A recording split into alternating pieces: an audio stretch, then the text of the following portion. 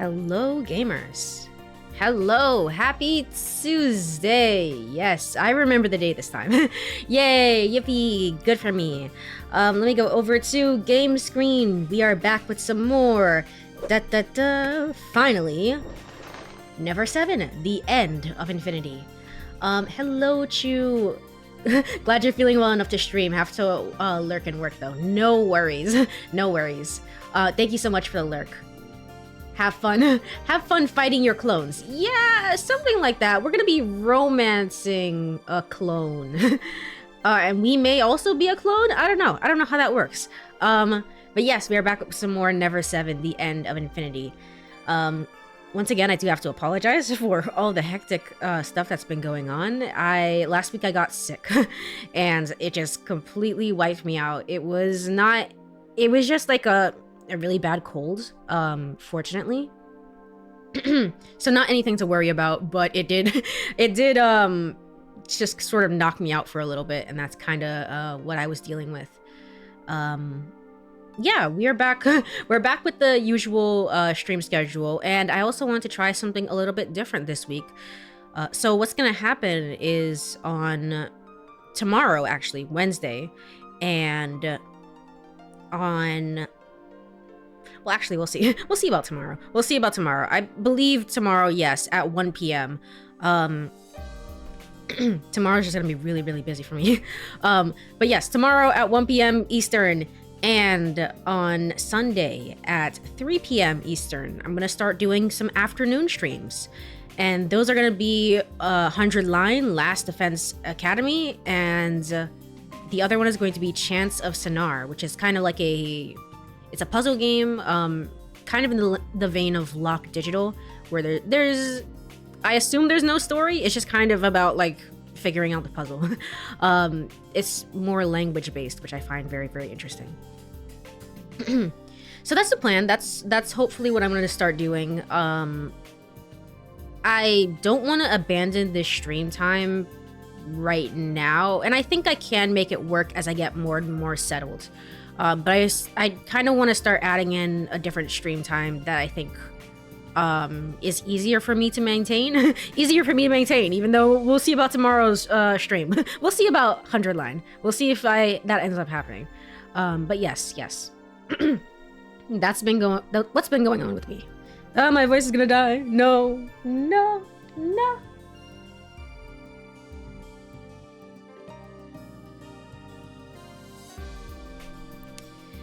Also, Stream Manager is so upset. Stream Manager, I use the mobile app to pull up chat so I can see it a little bit better, and it's upset. I don't know what happened. it just hates everything. All right, well, we're not gonna use that then, I guess. I am muted too. My voice is dying. Yes, indeed, my voice is dying. Thank you for the hydrate. I will hydrate. In fact, I will do that.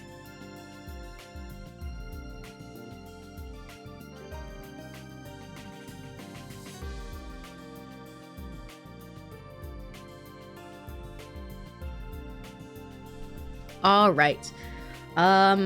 I guess also since my last stream, I got a new office chair, so I'm actually comfortable while I'm streaming. That's a first. That's new. And also my dog is down here for the first time in literally ever in this new place. She's never been in this room. So thankfully she got used to it. She's down here now. She's not used to this place. She's still like, this is not comfortable. But at least she's down here. All right, enough yammering. Let me go ahead and load the game from wherever we were. I don't even remember. Non-existent choices. Dog. Yes, dog is here. She is. Doggo is very, very tired, very sleepy. So, yes. Let's continue. I awoke to find myself soaked and shivering from the cold. Right, we slept outside with Haruka, and now it's raining. So that was really dumb of us to do. Rain? Is it raining? Fine droplets are falling from the sky. Beside me, Haruka sleeps on. What do you mean she sleeps on? She's trembling slightly, even in her slumber. There's no way. If rain is like pelting down on you, you would at least wake up a little bit. We're both completely soaked. No wonder it's cold. We need to get back to the lodge soon. I gently shake Haruka. Haruka. Oi, Haruka. She slowly opens her eyes. I also find that the current filters that I'm using on my voice are a little bit better overall. Granted, there's a little bit more stuff in this room, but I find that this is the best out of the filters that I've tried, so I'm just kind of sticking with it. I think that this one is the best. She slowly opens her eyes. Makoto? You're awake. Yeah. Haruka's just noticed the rain. There's no way. We're both totally soaked. There's nothing to do but laugh. Haruka manages a small smile herself. Let's head back, okay? I get up. I take Haruka's hand, help her stand. Oh, the rhyming there. Nice one, nice one. I pull on her hand. However, she doesn't move. Haruka? She's gazing up at the sky, motionless. I look up as well. Only the dark sky and the rain clouds are visible. No, and the rain is coming down. The rain. The rain? That's right. Haruka's looking at the rain. The endless falling rain. Bars? Truly, the translators had a lot of fun with that. It was like, yeah, yeah, look at me go. Water. Haruka, unmoving, watches the water fall from the sky. Her eyes are fixed solely on the water. Haruka? I call out to her. She turns around. Her face, glistening from the water, looks indescribably beautiful. I'm completely captivated by her appearance. Haruka also looks at me. You'll catch a cold if we stay like this. Let's go. I can finally say it. Haruka remains silent, still gazing at me. A little bop. She nods. That said Bob, didn't it? A little Bob. She nods. There we go. There we go. Don't worry about me. Don't worry about me. I can read for sure. Totally. Haruka walks towards me. I hold her close to my body. Huddled close together, we leave Himegahama. AM 12:44 AM. The rain has grown stronger. We're walking towards the lodge, but our return trip proves more difficult, I can imagine. We don't have an umbrella, so we're completely soaked. Our clothes are heavy with water. I encourage myself and try to cheer Haruka up. When we get back, we can take baths, change our clothes, and then, hopefully not catch a cold. Get some sleep. Haruka finishes my sentence. Haruka suddenly lets out a small cry, right when we'd almost reached the forest road from the coast. What's wrong? Over there. Haruka points towards the road ahead. Huh? Looking in the direction of her finger, there's a small puppy standing on the side of the road. A small puppy? Oh, this was the puppy that Kurumi has an interest in? Was it Kurumi or was it Haruka? I can't remember. One of them was like, yeah, a puppy in the graveyard. The poor thing is quite dirty, not wearing a collar, so it doesn't seem to have an owner. Aw. A stray dog, maybe? That dog. Huh? Haruka, you know that dog? You know that dog? Haruka nods. Oh, you do? She approaches the puppy and lifts it up. She gently and lovingly strokes its head. The puppy lets out a small little whine. This dog, it's Saki's. Oh, look at that. That makes me so curious. As you can see, the title today is in reference to Saki and her clonisms, but I'm so curious about what is Saki's whole deal. It just makes me so curious about her situation. This dog, it's Saki's. It's Saki's?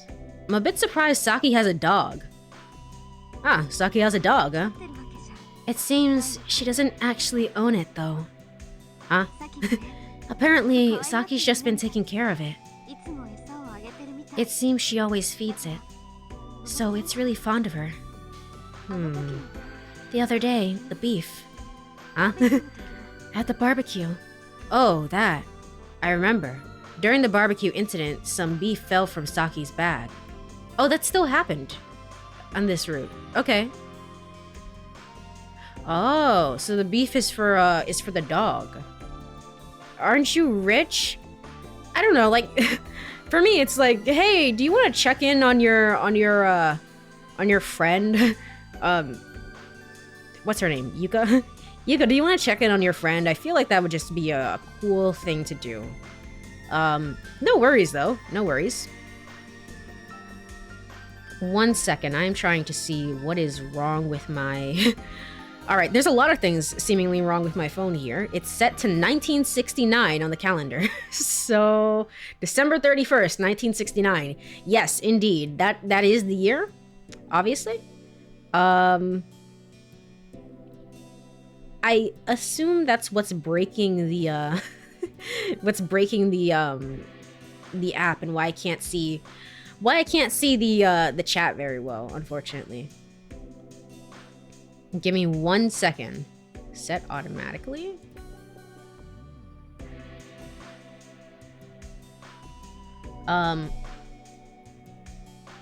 What's her name? What's her name? She's a main character, but she's that forgettable. Well, you know, I'm sure Yuka has her fans out there. It's just sometimes I really don't remember her at all. I don't know. I feel like there's more romantic chemistry right now between me and Haruka than there has ever been with Yuka, so that says a lot, to be honest. It says a lot. Courie is stuck in her own time loop. I am, and I can't get out. I can't get out. Ow, indeed. How could this happen? Yeah, if the date and time are wrong, it basically can't sync the internet and other services.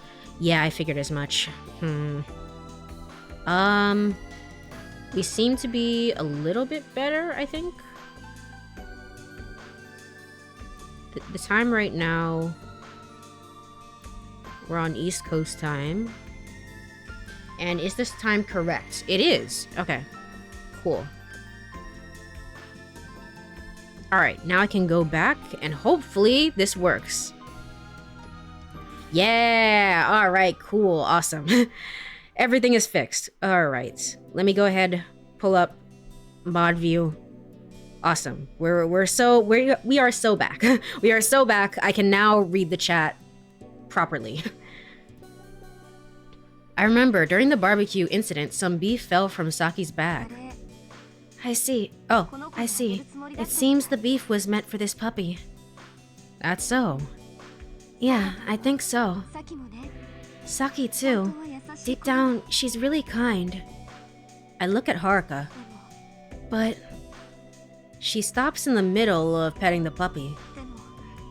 But if that's the case, why? Her voice trembles. She's on the verge of tears. Although her tears are hidden among the pouring rain. It is very, very loud, by the way. Though desperately trying to endure, she cries. Haruka and Saki, what could be going on between them? My heart's in turmoil. Is it the bell? Maybe it's about the bell. Something I don't understand must be happening between them. Oh yeah, Saki got into a fight with Haruka, and then Haruka hit her head and was unconscious, and then Saki just kind of ran away from that, which is insane. That's insane. Why is she still in the friend group? That's a crazy thing to have happen, but alright, sure. Something I don't understand must be happening between them. But right now, I can ask. I finally open my mouth to do so. Haruka, just tell me one thing. Haruka turns her face toward me. Can you tell me about the bell? She shudders slightly, and her expression freezes up. No good. It's something you can't even tell me. Kick it right on the front route. Yeah, essentially. I was hoping that was what this route was gonna be. Apparently not. Apparently Haruka has more empathy than me. Alright, cool. Good for her. Haruka keeps shivering. She hugs herself with both arms as she trembles. Maybe if you told someone, you'd feel a little better, you know? After a while, as if she's made up her mind, she turns to me and nods. Okay, I'll tell you. I hold my breath, waiting for Haruka's next words. She was just about to say something, but just then, Haruka's eyes go wide. Saki, she's just out here in the rain? Huh? Haruka's looking behind me. I turn around suddenly. She's so upset with us, okay? And there, standing under an umbrella, is Saki. I guess she went to look for the dog. She's staring at us, motionless. Saki. All of a sudden, Saki turns on her heels. She intends to leave the way she came. No, you can have the puppy back. It's fine. Aw, seeing that, the puppy leaps out of Haruka's arms. It dashes enthusiastically after Saki. It cuts diagonally across the wet road. And the next moment, a blinding flash of light strikes my eyes. I reflexively raise my hand, squinting. No, that's not a car. There's literally been no cars driving. There's no way it's a car. Nah.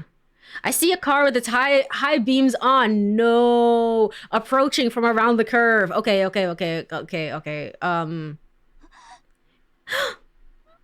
Saki turns, letting out a small cry. The puppy is running directly towards her. It doesn't seem to notice the oncoming car. All it can focus on is Saki. The car's horns blare sharply. Haruka, do you happen to have like superhuman strength or something? That'd be cool right about now. It's like time is slowed down. Haruka sprints onto the road towards the puppy. Haruka! She swiftly picks it up. Right behind, a bright red vehicle bears down on her.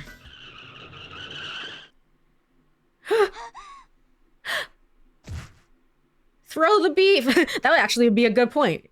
I don't think Saki has any right now, but that would be a good point. That would be the perfect idea. Saki freezes, her hand to her mouth. I too can't move at all. What Saki and I see is Haruka's body being thrown. It's like slow motion. Oh shit, okay. Haruka's body slowly arching through the air. Uh-oh, we're gonna have to have another quick visit to the hospital. Her slender form hitting the asphalt, as if slammed down. Time has stopped. The fallen Haruka, lying on her back, cradles the puppy securely on her chest. The soaked puppy shakes its head vigorously, then leaps out of her embrace. As if nothing has happened at all, the puppy runs towards Saki's feet. Oh, that's that's rough. Haruka's body, left behind, is illuminated by the headlights, pale against the heavy rain. My legs won't stop trembling. My stiffened limbs won't move. Saki also stands silent, not noticing the puppy playing at her feet. Haruka? My voice is noticeably trembling. Saki, tears in her eyes, slowly shakes her head. I think it's a lie. Surely it's some mistake. I can't believe such a thing. My eyes spot red liquid on the asphalt. Blood. Maybe we should call 911 or 119, I think is the number in Japan. Maybe we should start calling somebody. A massive amount of bright red blood flows out from Haruka's body. It spreads slowly, dyeing the wet asphalt. Haruka! I bellow her name out from deep within me. We need an ambulance. I look around, but there's no phone nearby. I rush to Haruka, thinking I would at least try and give her first aid, but I have no idea what to do. My mind goes blank again. Haruka keeps bleeding right in front of me, but all I can do is stand there in confusion, as well as the driver of the car. That's when it hits me. Take us to the nearest clinic! I shout at the driver. The driver, trembling in terror, nods repeatedly. Wait, no! Huh? We can't entrust Haruka to the person who did this to her. This isn't the time for that, right? Makoto-kun, you're okay with that? I mean, if the driver says yes, then it's fine. Let's just go. Saki! I absolutely refuse. Saki, you need to think about this. Haruka is the one that jumped out. Makoto-kun. Anyway, there's no time to argue. We need to get Haruka to a clinic as soon as possible. But... I fall silent. There's no time to persuade her anymore. Help me! Ignoring Saki, I speak to the driver. The driver nods and offers a hand. The driver and I gently lift Haruka and place her in the car. Hurry, Saki! Okay, fine. Saki and I get into the car. And there's my alarm. Right on time. Trembling in desperation, the driver steps on the gas. The car carrying Saki, Haruka, and I heads for the clinic. The car carrying Saki, Haruka, and I heads for the clinic. There should not be a comma there. That's the issue with it. 2:25 a.m. This is gonna be so awkward when we get back to the dorm and everyone's like, "What the hell? What happened?" We arrive in about a half hour. We wake up the sleeping doctor and quickly carry Haruka to the examination room. The doctor skillfully manages to control the bleeding and obtain hemostasis. However, one could see the situation is critical. This is hard for me to say. Expression grim, the doctor speaks. This patient's already lost almost all of their blood. Their blood pressure is quite low. A chill runs down my spine. My throat's dry and I can't even speak. No doubt, Haruka's face is unbelievably pale. According to the doctor, a person can die from hemorrhage if they lose a third of their blood. We don't know how much blood Haruka had lost, but she's undoubtedly in dire straits. She has 1 or 2 hours left. What? What? What about the romance? The doctor's like, there is no romance. She's dying. There's no romance. What about the romance? That's impossible. Isn't there anything we can do? A blood transfusion. If I can perform a blood transfusion, I might be able to save her. The patient's blood type is B. Is anyone here B? Okay, B. What the hell, okay? What the hell? I guess unrelated, but speaking of blood types, I decided that I was gonna get a blood type test. I was supposed to go today. We'll probably end up going tomorrow. But I figured I should probably get one to know my blood type because it is important for situations like this. Although this is insane. This is insane to be happening in a video game. God damn it. At a time like this, for no one to have the same blood type as Haruka. I mean, we have friends. Can we not just run? Well, it's 30 minutes away. Can we dial up the phone? Is there like a landline in the dorm for us to call people? How can we get the blood? With this weather, even if we transported it by helicopter, it'll take about 4 hours. 4 hours? No, she won't make it. Thank you for the clip. Thank you. What about the romance? Is this really happening? Saki's voice trembles. I find myself grabbing the doctor. Hey, doctor! You're a doctor, right? You need to help Haruka. If we just had the blood. I'm saying do something about that. If only we had someone with her blood type. If only. I feel like I'm about to get a keep out. You know, like in a Uchikoshi game, like Zero Escape or either Somnium Files. I feel like I'm gonna get kicked out of this route and not gonna be able to continue. I release my hand from the doctor. Staggering, I collapse on the spot, head in my hands. Why? Why does it have to be like this? If I could give my blood, I'd give it all to save Haruka. Without the same blood type, unfortunately, it's too late. The words painfully pierce my heart. Don't say such nonsense. Why does Haruka have to die? How can you say something like that? Saki confronts the doctor. She grabs the doctor's white coat and glares with tear-filled eyes. Stop it, Saki. Stop it. I pull her away from the doctor. Makoto-kun. I I want to scream myself. I can't forgive anyone who says Haruka's going to die. But what does that accomplish? Even if I do that, Haruka will still... Why? Just why, Haruka? We might have finally understood each other. Are you sure? Are you sure about that? There's been a lot going on between you two. I kind of doubt it, but I don't know. Saki approaches Haruka, kneels down. Haruka struggling, her chest heaving. It looks like she's in pain. Despair. A crushing, overwhelming sense of despair. She isn't going to make it. Haruka isn't going to make it. But if she's not going to make it, I mean, she's also not going to show up at the shrine, technically, to go back in time. Have you ever thought about that? Probably, but we might show up at the shrine. We might be like, hey, there's this awesome, neat little riddle here, and we might go back to save her. That might be awful. That might suck. She isn't going to make it.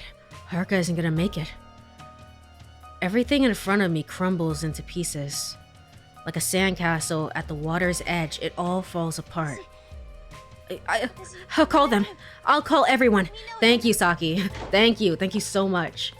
With that, Saki rushes out of the hospital room, holding her mouth with one hand, trying to hold back the rising sobs. The doctor, having seen Saki off, leaves the room in silence. The anxious driver outside the room, urged by the doctor, also leaves. Oh, I guess, well, the anxious driver doesn't have any blood to give? Okay. Only Haruka and I are left in the hospital room. The clock on the wall of the room ticks away emptily. Oh, how cruel time is. It passes by so heartlessly. Before I know it, I'm kneeling by Haruka's side. Her hands are squeezed into fists. She must be suffering. She must be in pain. She must be so scared. I touch Haruka's hand. Haruka, who was full of energy just before, who was smiling just before, who was looking at me just before. And then Haruka suddenly opens her eyes. Makoto? Her gaze is vacant. Not focused on me, she stares into space. I'm right here, Haruka. I grip Haruka's hand, tightly, so tightly, in hopes she can feel my presence. It hurts. She lets out a weak voice. I quickly loosen my grip. Sorry. No. Her vacant stare continues. Maybe she no longer has the strength to move her head. Haruka. Haruka! I don't want you to leave me. A dull sound echoes in my chest. My voice suddenly heaves with sobs, as if a dam had burst. I can't have that. I can't handle it. It's okay, Makoto. Because I'm just a substitute for someone. No one will get hurt if I die. That's just not true, and that's so messed up. Haruka, you're wrong. You're not anyone's substitute, Haruka. I'm sorry, Makoto. I'm a little tired. I guess a late night walk was a bad idea. But what are you saying, Haruka? I have to sleep now. Yuko will get mad at me tomorrow. Her eyes slowly begin to close. Wait up, Haruka. I'm gonna sleep, okay? Good night. Shut up, game. Oh, this is... No, you can't die. You can't die! Haruka's hand slips away from mine. The next moment, something falls from Haruka's hand. A bell? What falls on the floor? What falls? It's that bell. Well, why? Why does Haruka have the bell? I stare at Haruka's face, her peaceful face. Those eyes will never open again. I mean, are you sure? Is she breathing? How does the bell matter at all? Who gives a shit about that?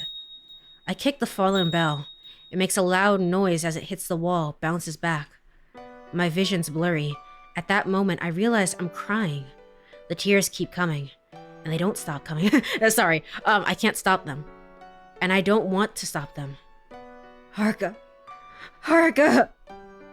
It's just so unbearably soul-crushing to lose Haruka. That sorrow turns into pain, ripping my heart asunder. No, don't clip it. It's me being dumb. It's supposed to be a serious scene, and I'm just like, who knows? Suddenly, the alarm goes the alarm on my watch goes off. As soon as I hear the sound, an overwhelming sense of exhaustion envelops me. My vision goes white. It feels like I'm floating in light, and I'm gradually drawn into that light. I lose consciousness.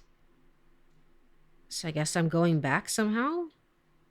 Oh yeah, we're going back. We're going way back. Woo! All right, cool.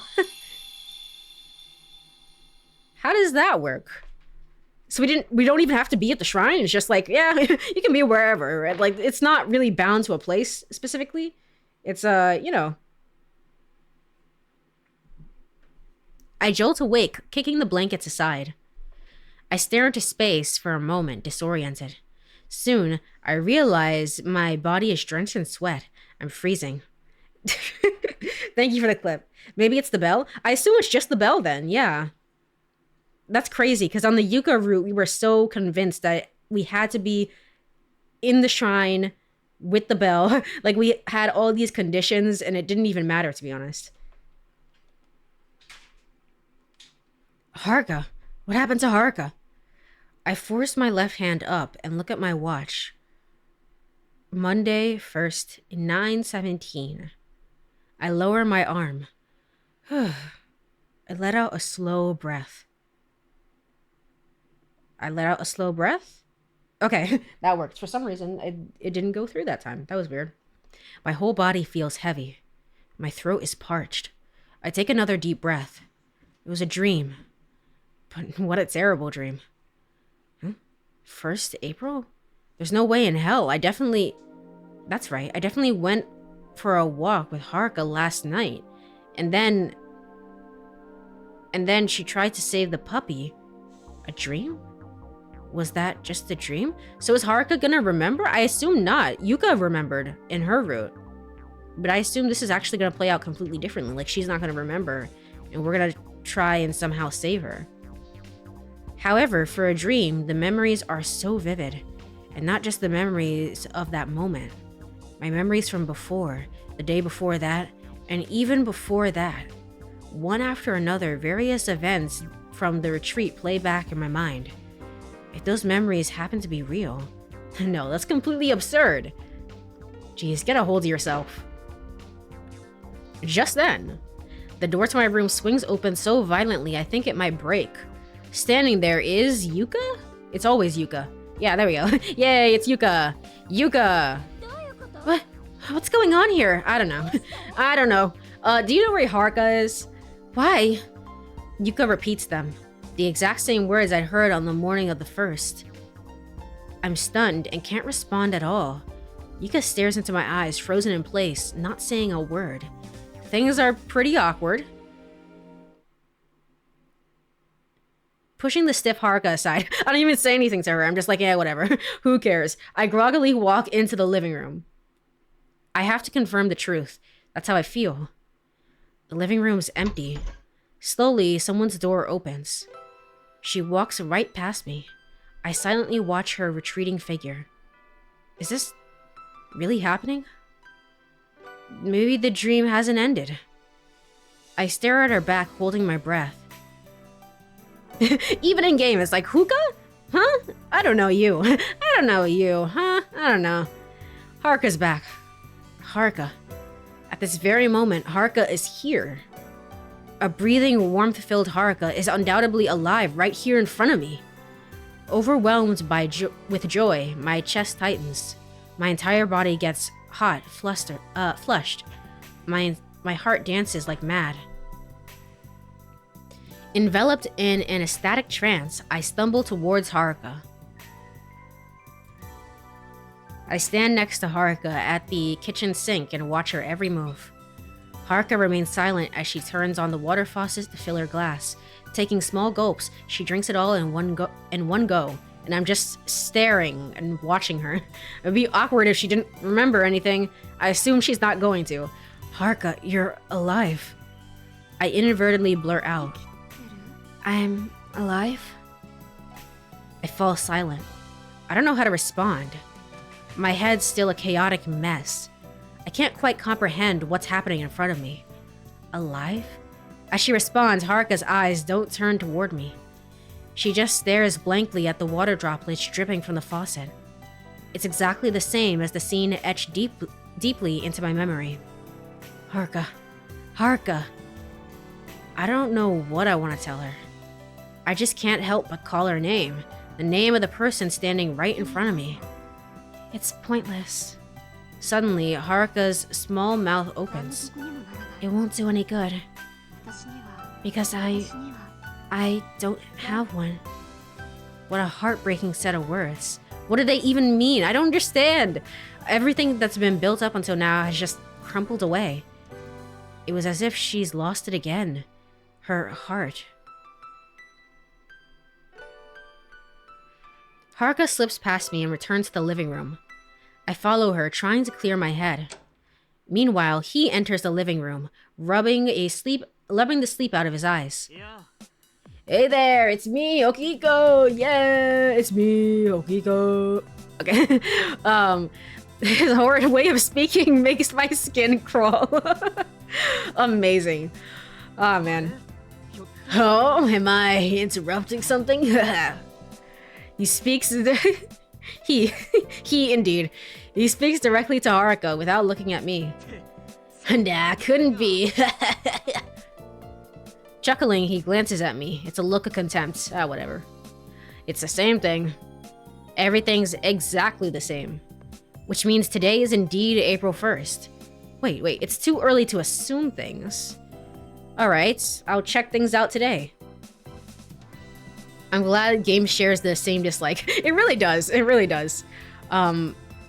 Haruka's alive. Realizing that fact again, I'm able to calm down, even if just a little.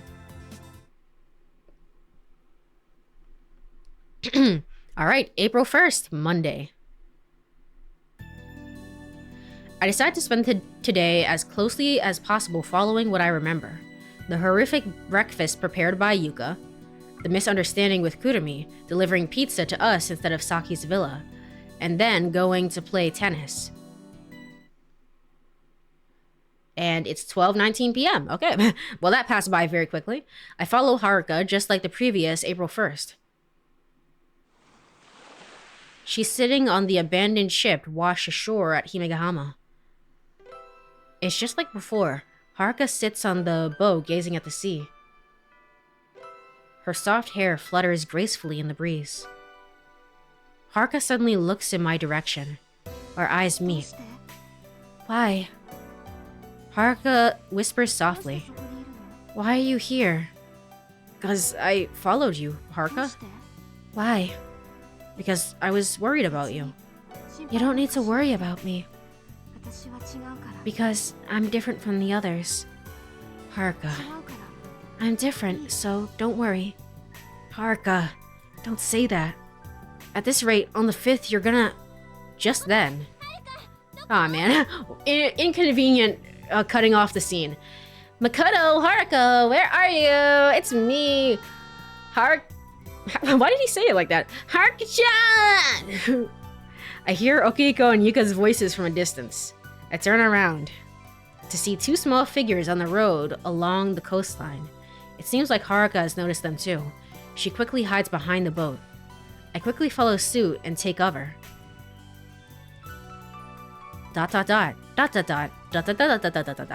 Several minutes later, Yuka and Okiko's voices grow faint as they move further away. Looks like they're gone. It should have been them! It should have been them! Haruka says this as she places her hand on my shoulder. I nod in agreement.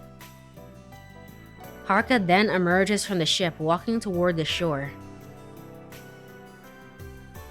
If you give me... I'm actually going to BRB real quick, 1 second. I'm going to turn on more heat in this room, because it is freezing. It's been raining all day. It's so unbelievably cold in this room. So give me 1 second. I will be right back.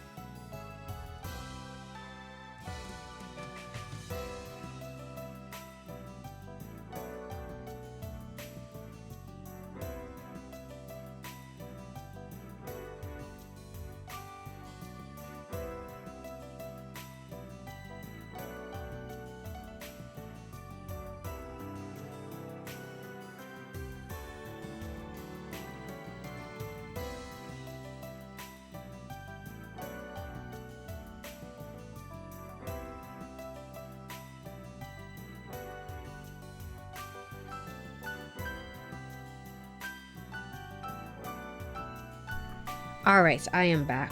I am back. Go over to game screen.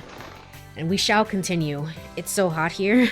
I envy you. I wish it was hot. It seems to be rainy season. It is hot, like it is warm, but when it's raining, it's just so cold. And dreary as well. So as she walks on the sandy beach, she removes her shoes and socks, going barefoot. Haruka. What? Did you think I'd get naked? No. Haruka doesn't react to my embarrassment and keeps walking toward the shoreline. Her gaze is fixed on the horizon. I just wanted to tell you, your words earlier, they felt so lonely. Lonely? How so? You just said because I'm different, right? And this morning you said it, that you don't have one. You don't have a heart. You think that, don't you? That's what I tell her. Haruka suddenly turns to face me. Her expression clearly shows signs of unease. Yes, I don't have a heart. She murmurs this in fragments. Why? Why what? Why do you know about me? I just do. I would do anything for you, Haruka. Insane thing to say.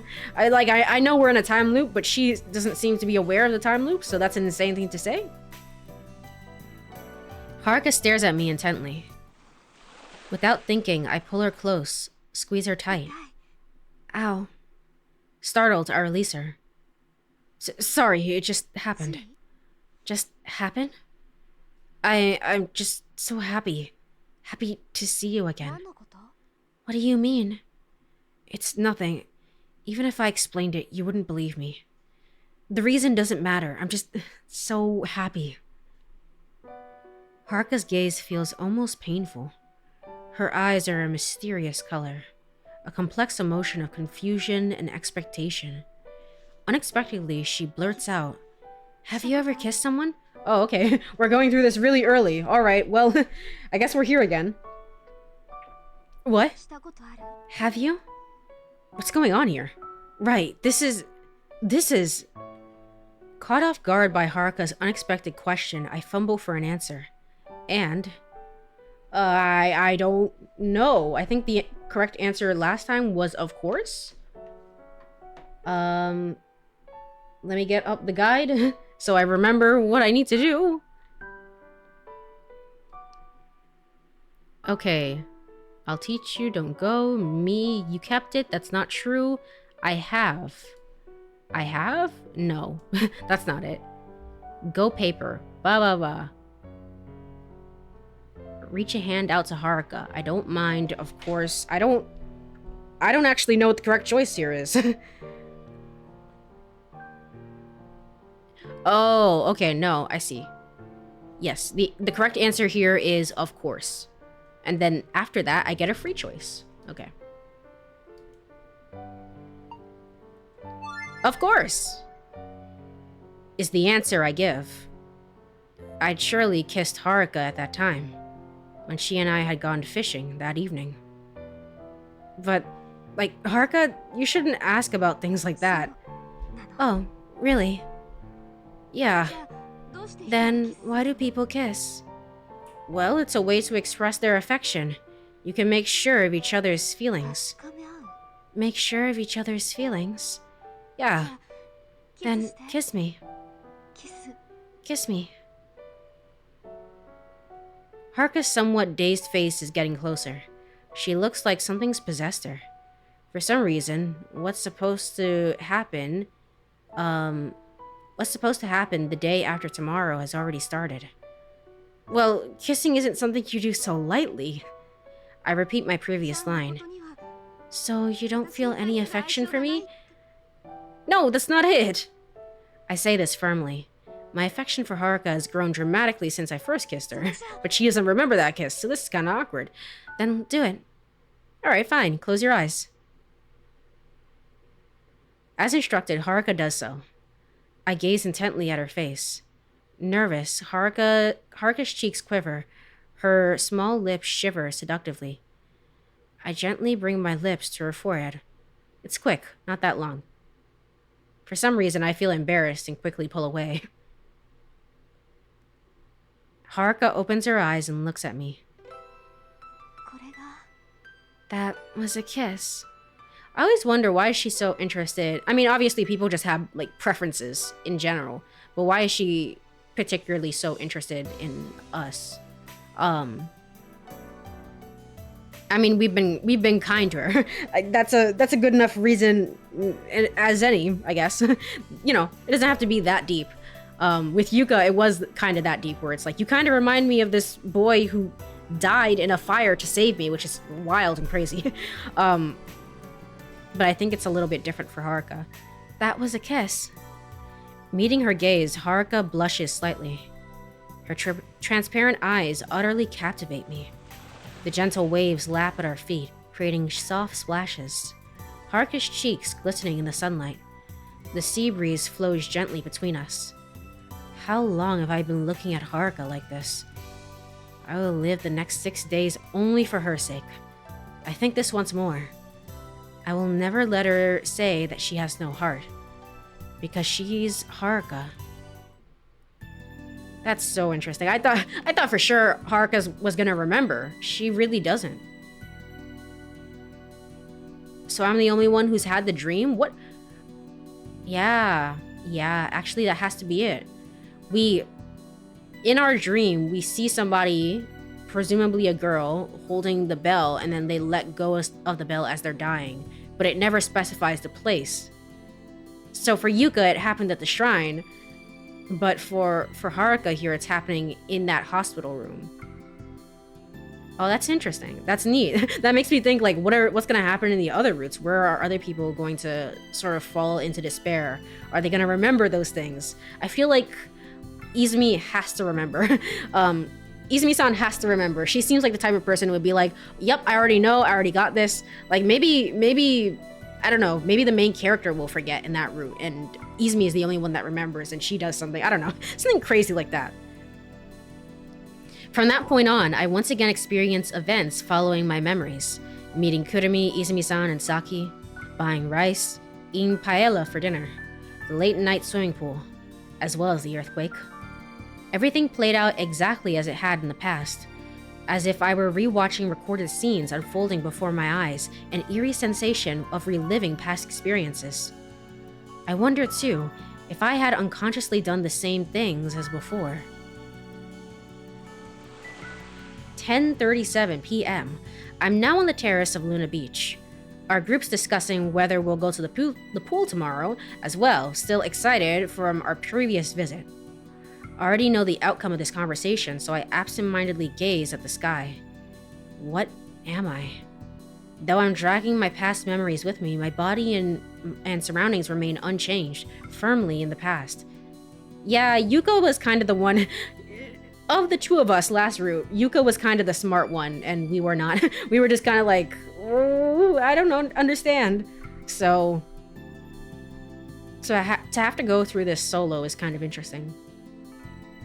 The more I think about it, the more confusing it gets. I feel like I'm about to lose my mind. Diving? Yuka's voice stands out, ringing loudly in my ears.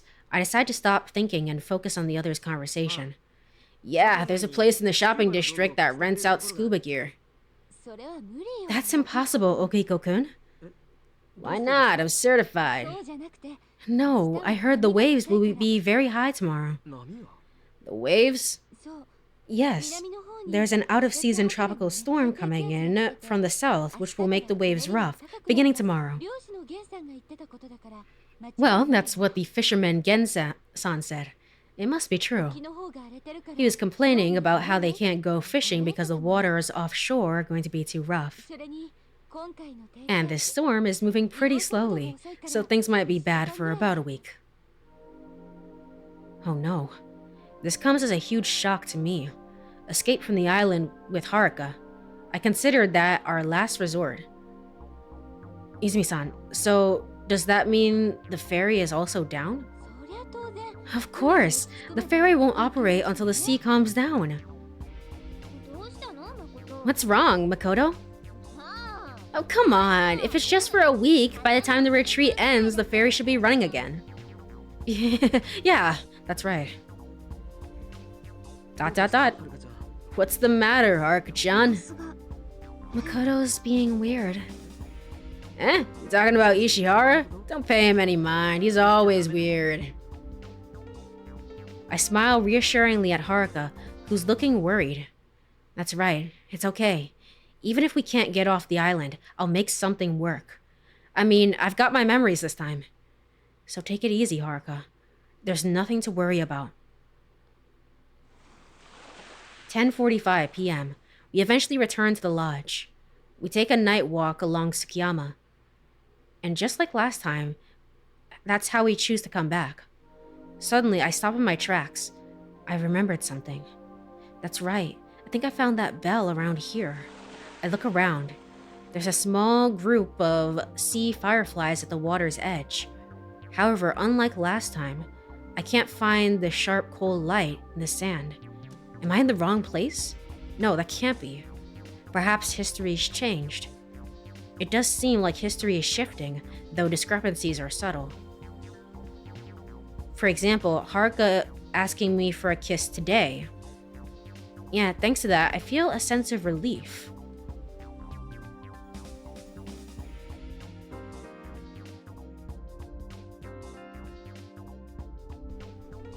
I'm confident that these subtle discrepancies can eventually lead to more significant changes in history. I don't pick up the bell, so I don't throw it away, so Haruka won't ever pick it up herself. I have no reason to be so timid.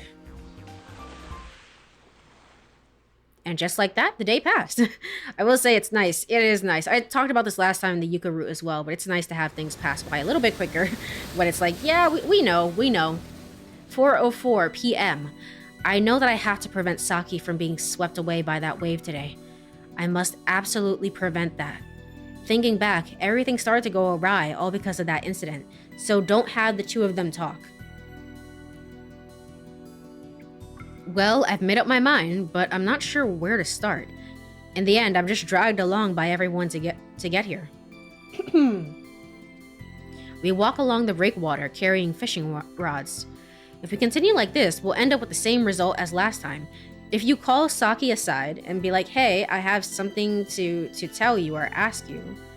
Or if you call Haruka aside and say, hey, I actually know something, please don't ask her whatever you're about to ask her or say whatever you're about to say. No, I won't let that happen. Absolutely. For now, should I have Saki go over to the breakwater? Or should I stop the argument between Saki and Haruka first? I'm assuming that the correct answer here is speak to Haruka, because why wouldn't it be? But I don't know. We'll see. Oh yes, this was the free choice,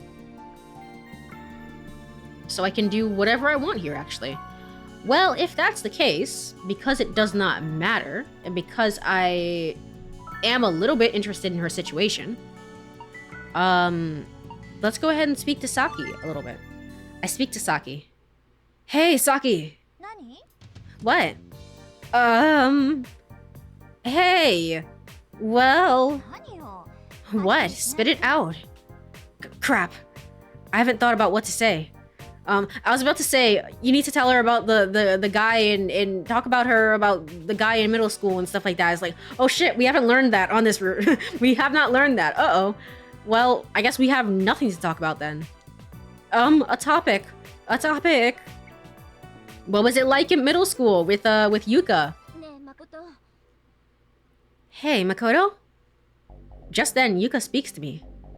Hold on, I'm busy. Shut up. She's like, wow, the absolute like sidelining of Yuka is insane. It's something important. I said I'm busy. I have a bad feeling. Oh.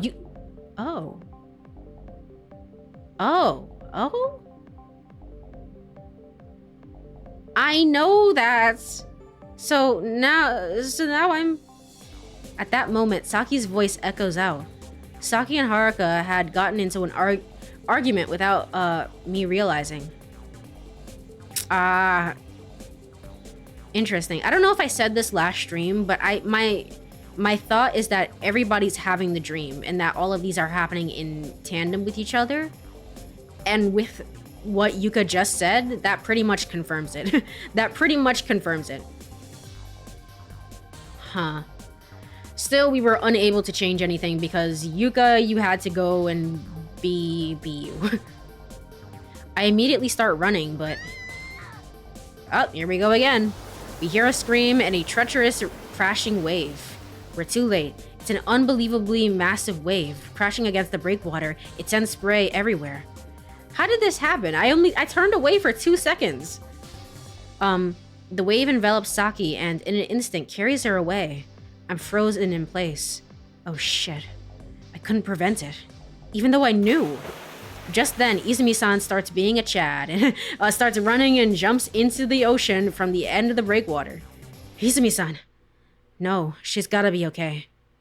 In the end, it's Izumi-san who again comes to the rescue. I remain standing by the breakwater. I tried to change it. I did my best to change it. However, the same thing happened again. Am I gonna follow up with Yuka about that? That seems insane that I would not like follow up with her and be like, hey, so you said something kind of wild. I don't know, a bad feeling about what? Like, were you getting premonitions? Like, that's kind of crazy for you to say. But whatever, it's not her route. Is my willpower alone truly not enough to change the course of events? 4:42 p.m. As we head back from taking Saki to the hospital, everyone seems very calm. Perhaps the tension had eased. Or maybe they're all relieved that Saki is safe. The fiery red of the setting sun seems to further soothe everyone's hearts. Yet my mind is occupied with an issue no one else is thinking about. No one else? Are you sure about that? Just no one else. No one else has alluded to something? I don't know. Maybe somebody was trying to talk to you today. I consider one thing only. How can I change history? I keep thinking about it even after I get into bed. I couldn't alter the events of Saki being swept away by the high waves today, despite my attempt. However, I do in fact possess memories from the past, and what's happening here is different in some ways. Or perhaps the concept of past in this situation is in itself mistaken. After all, what I'm about to experience is the future, not the past. In any case, tomorrow is a big day. It will be revealed that Haruka is a clone. Only that worst case scenario must be avoided. I was like, yeah, we have to stop that for sure. It's like, we're not gonna let that happen, right? Because that's gonna be a whole issue. Yet, can I really change history with my willpower and actions alone?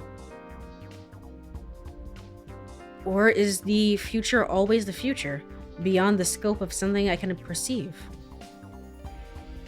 The more I think about it, the more confusing it gets. And before I know it, I'm being pulled into a deep sleep. Alright, the 3rd of April, Wednesday.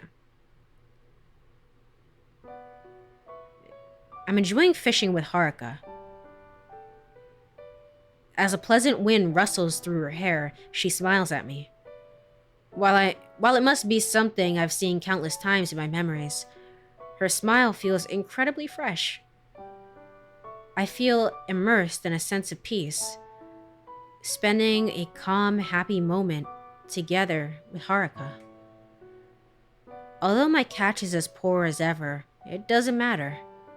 If only this moment could last forever. Oh no, she's cute. She is. She, like, out of all the characters, Haruka is definitely... She's my favorite. She's my favorite, to be sure. She's sometimes like, wait, Haruka, what? Like, sometimes she wants to eat bugs or something. It's like, I don't know, I'll pass. But she's definitely my favorite. I think I'm most, like, interested in Izumi and Saki for different reasons. And then Kurumi is also just kind of there. Kurumi is around, she's cool, I guess. If only this moment could last forever. I can't help but think so. But yet, I never again want to experience that dreadful tragedy which occurred in the early hours of the 6th. I gotta do something before then. Something. 10 a.m. How long have I drifted through this dream world? I force myself to shake off the throbbing pain in my head and jump out of bed. The morning light is blinding as it fills the room. Today's the 3rd, the day when Saki reveals that Haruka's a clone to everyone. That day, after my kiss with Haruka was exposed and Okiko got angry, Saki, who witnessed the situation, exploded. Which means if Okiko doesn't get angry, Saki won't cause any trouble. That means I just have to avoid kissing Haruka, right? I mean, you've already kissed Haruka, technically, so isn't that a moot point?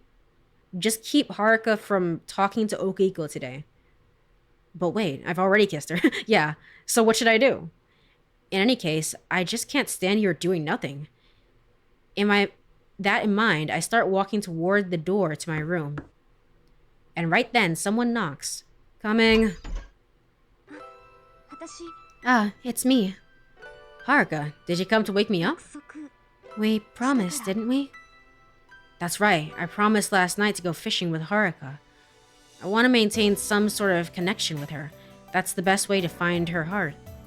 However, if I remember correctly, on the previous 3rd, I'm pretty sure Haruka didn't wake me up that morning. She didn't? Oh gosh, it's been so long for me that I don't even remember, actually. Something's beginning to change. Is that what's going on? Oh, whatever. Time to take action. Alright, let's head out then. Okay. 11:30 a.m. And so, as usual, we've come to the breakwater. Haruka's deeply focused on fishing, and I, not caring so much about the fish, can only focus on her profile. A smile naturally finds its way onto my face. I truly cherish this time I can spend with Haruka, yet I don't have much time left. This evening is crucial. I can't afford to be lost in this happiness. Haruka, listen carefully. What? Haruka turns towards me, still holding her fishing line in the water. Blah, blah, blah. Today, there might be something very unpleasant that happens. But it's a misunderstanding, so I want you to stay calm and not get upset. Huh? What are you talking about? Why are you being crazy? You might not understand right now, but I want you to trust me. Haruka's sincere eyes stare at me. Okay, I trust you, Makoto. Thanks. Hearing those words, I feel some slight relief and cast a baitless fishing hook. Right now, I need time to think, not to catch fish. Now, just to keep Okiko from getting mad. How to take care of that? For now, I should avoid kissing Haruka today. 5:20 p.m. Alright, wanna head back? When the sky has turned a deep crimson, I speak to Haruka. Was Haruka even gonna ask today? Like, for a kiss? Or no? I didn't kiss her today. Actually, I was nervous about if she might bring it up, but she never showed any signs of it, because it's already happened, I guess. In the end, you didn't catch anything, Makoto. Yeah. Yeah, but you caught something, Haruka, so it's all good, isn't it? Will you come here with me again? Yeah, let's do this again, okay? Promise? Yeah, it's a promise. Come on, everyone's waiting, so let's go back. Okay. This time, we decide to return later than last time. I hope it will prevent the incident from happening. That's actually a good point. That's a good way of trying to circumvent that. 6:20 p.m. After fishing, there we go. I got there again. After finishing fishing, I guess, we return to the lodge. But surprisingly, the others haven't returned yet. Why? Where are they? Where are they, actually? What should I do? First and foremost, it's crucial not to leave Haruka and Okiko alone. I chill in the living room with Haruka for a while without heading to my room. Are you tired? No, I feel fine. That was really fun. Then suddenly, the front door is roughly flung open. It's Okiko. He approaches with broad steps, shoulders tense. The guy is clearly not in the best mood. Okiko suddenly confronts Haruka, standing before her imposingly. Why did you go fishing with Ishiara? What's so good about him? Look at him trash talk right in front of me. He doesn't care at all. As if ignoring my presence. Makoto is nice to me. Nice. Ishiara? He's just sleazy. There must be some ulterior motive. We trust each other. You wouldn't understand, Okiko. You don't understand Ishihara, Haruka-chan. Makoto and I have nothing to do with you. Yes, it does. It does matter. Haruka-chan, Now, just wait a second. The correct choice here is going to be to lead Haruka away. And who cares about Okiko? Lead her away. Haruka, let's go. This is pissing me off. Wait, tell him, Makoto. Huh? You and I, we trust each other. No matter what happens, right? Tell Okiko. It has nothing to do with him. Only we understand. Oh shit, this is getting bad. Why aren't you saying anything?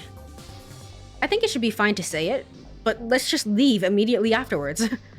Both Haruka and Okiko are waiting for me to speak, but depending on my response, it could lead to a worst possible outcome. What should I say? I have no clue, actually.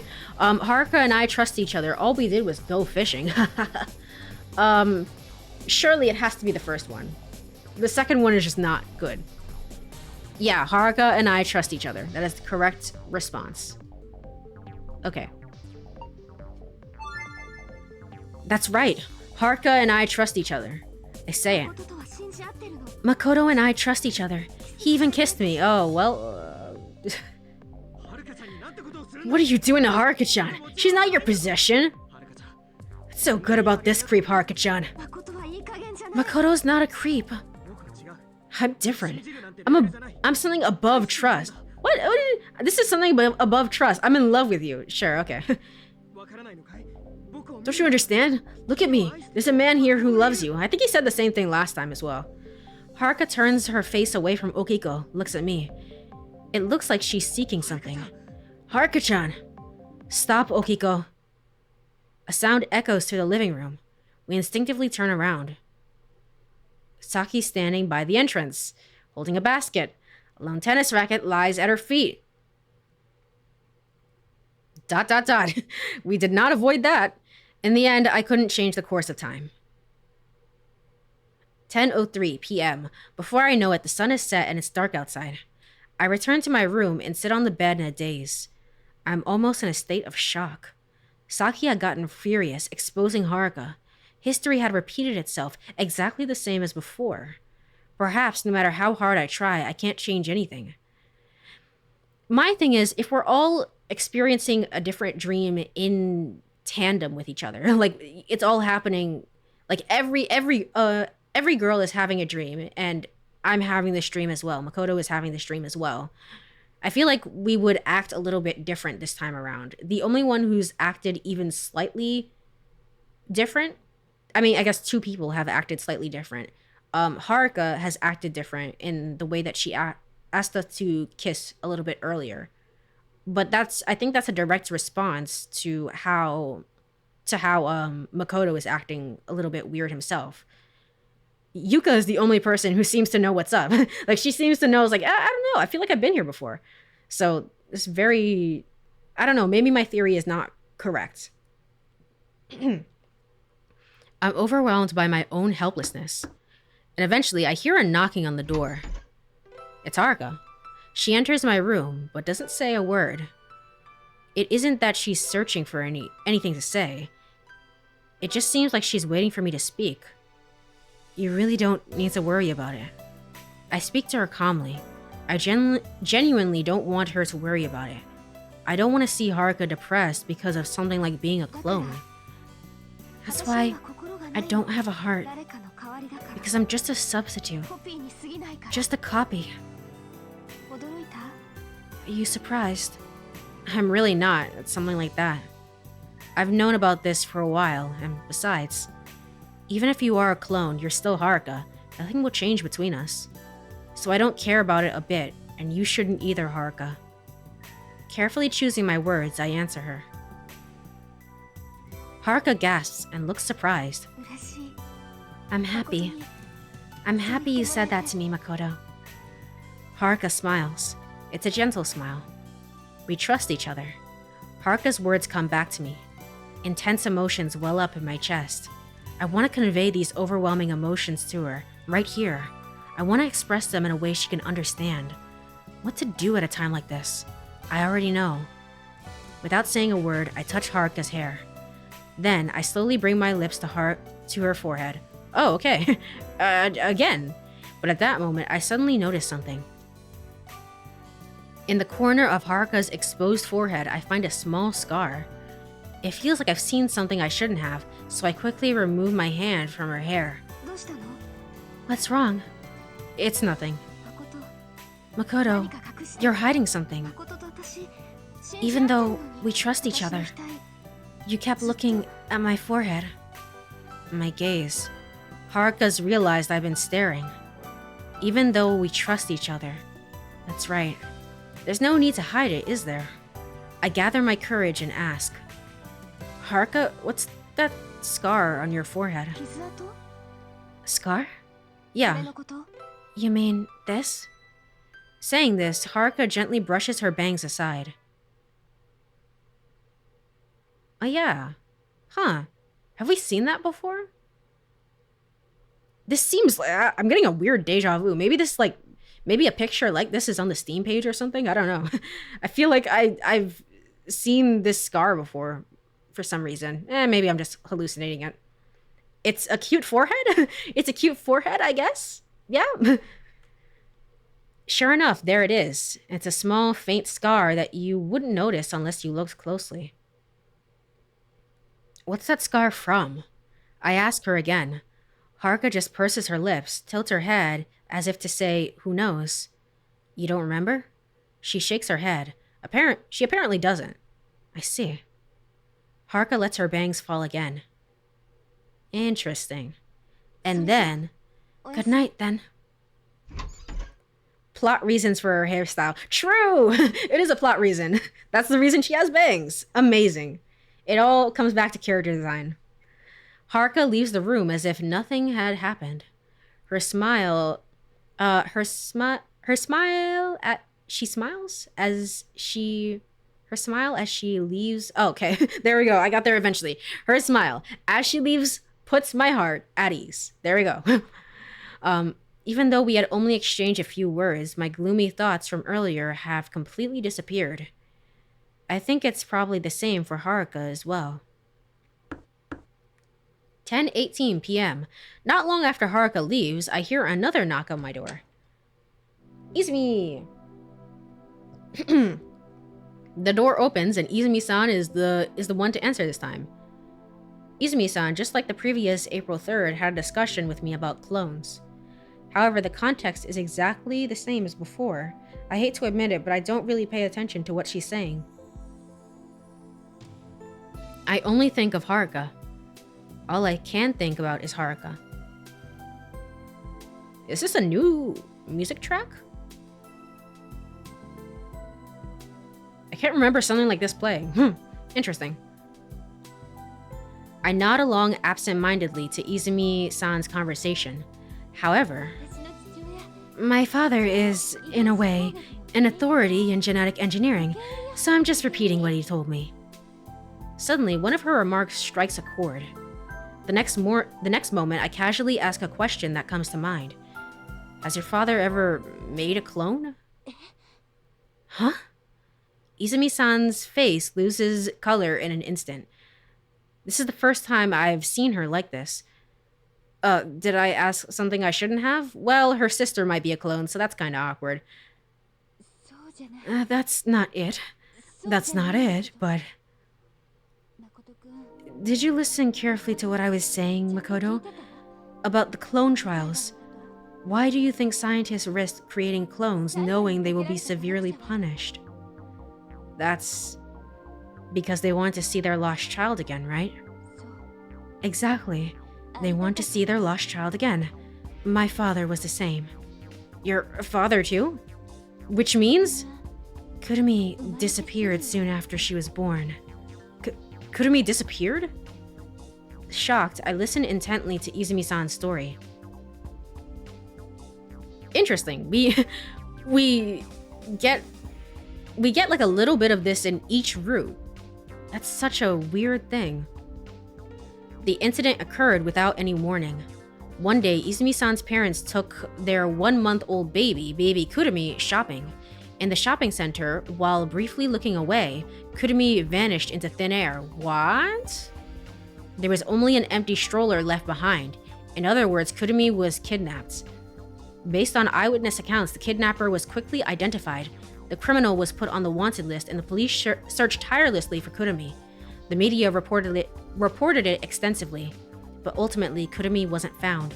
1 year after Kurumi's disappearance, Kurumi's father, Dr. Morino, decided to recreate her. Huh. It's like, is that just coincidence? Like, I think in an Uchikoshi game that the original Kurumi is out there somewhere then.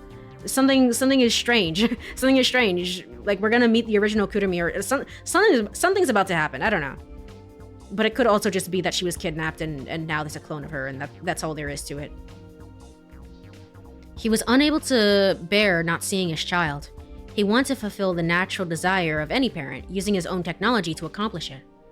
If the world found out, Dr. Morino would face severe punishment and be expelled from the world of genetic engineering. Despite being fully aware of these consequences, he decided to proceed with creating a clone. First, he obtained Kurumi's blood. It had been drawn to check for infection and abnormalities immediately after her birth. The blood sample was stored in a university hospital freezer, which I guess he just broke into.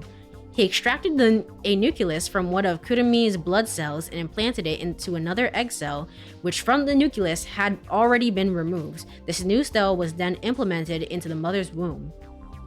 About 9 months later, Kurumi's clone was born. Izumi-san, who was 2 years and 11 months old at the time, has no memory of this event. She learned about it later from her parents. Oh, really? Yeah, I guess they're not that different in age, so that would make sense. Wow. Okay, it's very interesting. But children can be so cruel. I ended up bullying my second sister, who was created this way. I thought she would take away all our parents' love. So I said things like, "This isn't my real sister," and I pushed her away when she tried to follow me. It's terrible, right? No matter how young I may have been, she was bleeding from her forehead. What? Maybe the wound left a scar. It was quite deep, so that's why I avoid looking at anyone's foreheads. What? What? What? What are you talking about? Okay, wait a minute, Izumi-san, shut up. Wait. My heart starts to race. I feel a shiver run down my spine. Let me confirm that one more time. That girl's forehead has a scar on it. Izumi-san nods slowly, her lips pursed. Are you saying the clone has a scar on her head? Or are you saying the original has a scar on her head? What are you saying? She knows? She knows, I guess? Izumi-san nods slowly, her lips pursed. So, what happened to her afterward? Izumi gazes into the distance and continues quietly. She just disappeared again, Lamayo. Kurumi was found one day. 3 years after she was kidnapped, Kurumi was discovered. Her father had been doting on the clone, but when the real Kurumi was found safe and sound, things took a complicated turn. So she just abandoned the other... Okay, Izumi, this is nothing against Kurumi, and this is nothing against you. This is just all about the father. The father is absolutely insane and horrible. What the heck? So that's why they're so in sync with each other. I see. Of course, the father loved both children equally. However, at that time, it was an era of persecution against clones. If the two of them were allowed to stay together, it was highly likely that as they grew, the fact that one of them was a clone would eventually be revealed. Therefore, the father sadly decides to say goodbye to the clone child. Is that better? Is it? But now Haruka has all this trauma. I don't know if that's the right thing to do. And he arranged for, well, I don't know. It might be. And he arranged for her to be adopted by a young and trustworthy couple who served as his lab assistants at the time.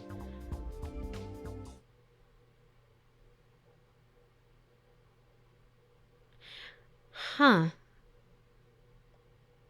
She was acting a little bit weird when she met Kurumi. I don't know if she was acting that weird when she met Izumi.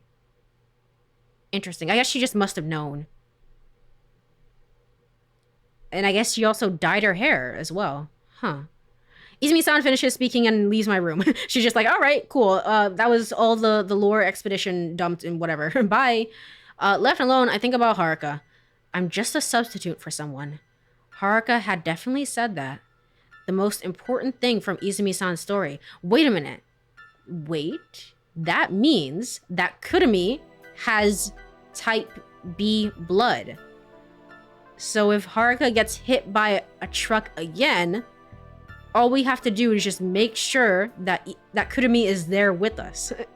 I mean, obviously we're also gonna stop her from getting hit, but in case she does get hit, that's all we have to do is just make sure that Kurumi is also there. The most important thing from Izumi-san's story is that Kurumi might be Haruka's original. This is crucial to Haruka, who's struggling to understand her own origins. However, if she's to learn this fact, Haruka, aware she's a clone, would undoubtedly be in total distress, so she doesn't know. She does not know. Okay. So she must have been really young when she was given away then. They didn't say specify how long she was there with the family, with both of them together. Why was Kurumi kidnapped in the first place? Anyway, I don't know. Also, if the other person involved is an acquaintance, things will get even more complicated. Thinking this far, I let out a big sigh. The sigh hangs in the dark room, dominating the silence. So, what should I do then? What should I do? That's right. Suddenly, I prop myself up, prompted by an unexpected idea. Proving that these two girls are not the same. Is this the most effective way? Finding a difference between the two. I mean, they're pretty different. they're pretty different, I will say. Finding a difference between the two. That's also, oh, I see. That's also why they have the same voice actress. There we go. That's the link between them. A decisive distinction. If I do that, Haruka will surely be able to find herself. She just has to realize the value of her existence. And perhaps history would also change. I have a strong suspicion that this is the truth. Satisfied, I nestle back into bed. Tomorrow looks like it's gonna be busy. The 4th of April, Thursday. You're like so worried about like getting her confidence back, and I'm just thinking about the fact that she's gonna die in a few days.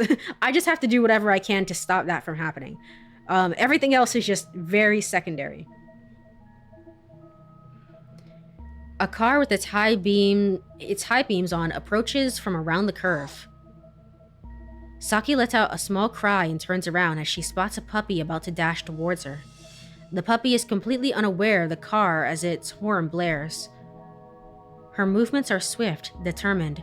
Haruka sprints out onto the road for the puppy. Haruka! Haruka picks the puppy up. Right behind them, the bright red car closes in.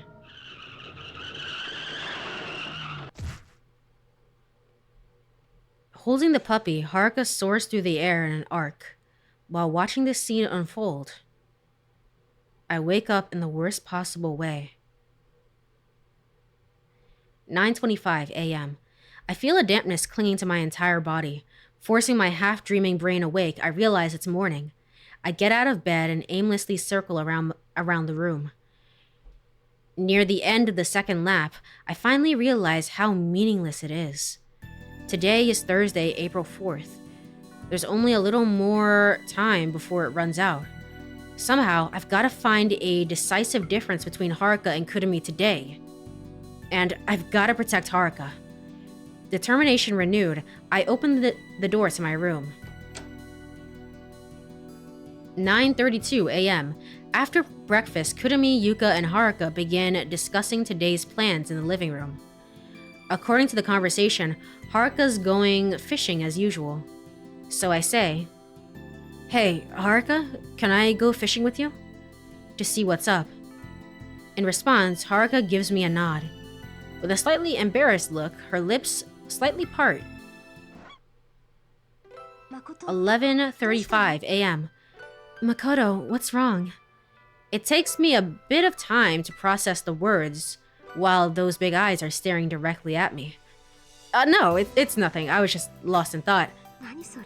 Oh, come on. Haruka pouts slightly, as if she's a bit miffed. Makoto, do you enjoy being with me? Of course. I answer immediately. Perhaps Haruka's delicate senses had picked up on my anxious behavior. Come to think of it, I seem to remember Kurumi doing something similar.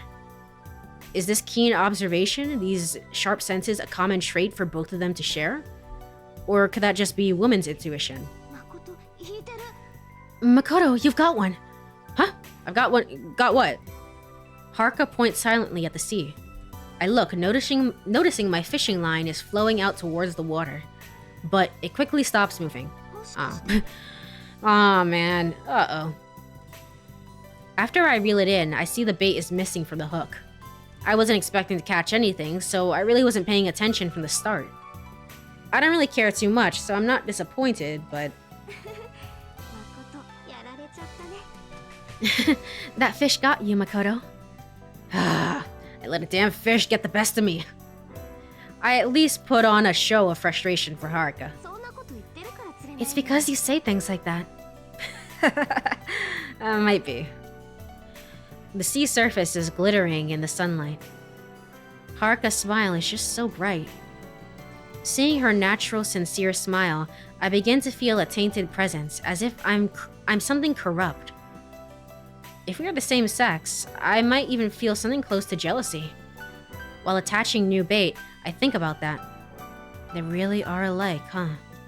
Of course, Kurumi also possesses similar characteristics. On the surface, the two of them appear very different, but what it comes down to is their essential qualities. They're remarkably similar. I think that Haruka is definitely more reserved than Kurumi. So I don't know. I think they're a little bit different. I can definitely see the essence of it. Like, they're both very childlike in nature.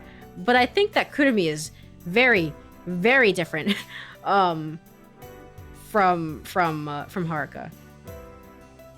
So what is it that sets them apart? Something unique to Haruka. Something that only she has. What could it be? And, as if nothing had happened, time continues to pass, and tomorrow's on the horizon. It's as if a mound of sand I hold in my hands is slowly slipping away.